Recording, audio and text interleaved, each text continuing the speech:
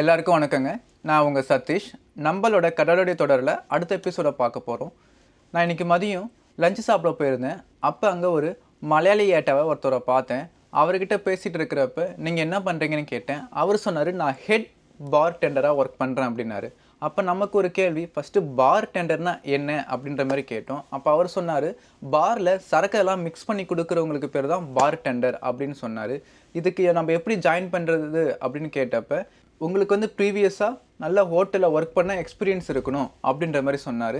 நம்ம இதுக்கு எதாவது படிக்கணுமான்னு கேட்டப்போ, இதுக்கு 3 monthsலேருந்து 1 year வரைக்கும் சர்டிஃபிகேஷன் கோர்சஸ் இருக்குது. பார் டெண்டரிங் சொல்லித்தரத்துக்குன்னே ஸ்பெசிஃபிக்காக பார் டெண்டரிங் அகாடமி பெங்களூர், பூனே போன்ற சிட்டிஸஸ்லாம் இருக்குது அப்படின்ற மாதிரி சொன்னார். இப்போ நம்ம கேட்டோம், க்ரூஸ் ஷிப்பில் ஒரு பார் டெண்டருக்கு பேசிக்கான சேலரி எவ்வளோ இருக்கும் அப்படின்னு கேட்டோம். அப்போ அவர் சொன்னார், நம்ம நார்வேஜியன் வீவாவில் $2,800 சேலரி தராங்க அப்படின்ற மாதிரி சொன்னார்.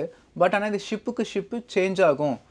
ஒரு ஆவரேஜாக 2,300லேருந்து $2,800 வரைக்கும் இருக்குன்னு சொன்னார். நம்ம ஒரு 2,500 ஆவரேஜாக வச்சுக்கிட்டா கூட 2 லட்ச ரூபா சேலரி இருக்குங்க.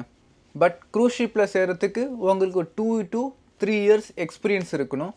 இந்தியாவில் நம்ம ஒர்க் பண்ணும் போது பார்த்தீங்கன்னா ஸ்டார்டிங்கில் 20,000லேருந்து சேலரி ஸ்டார்ட் ஆகுது அப்படின்ற மாதிரி சொன்னார்.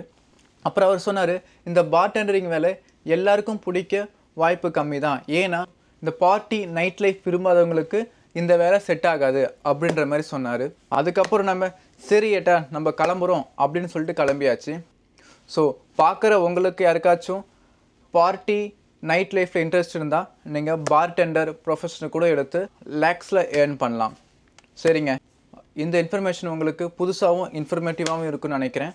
மறுபடியும் அடுத்த வீடியோவில் பார்க்கலாம். பாய்ங்க.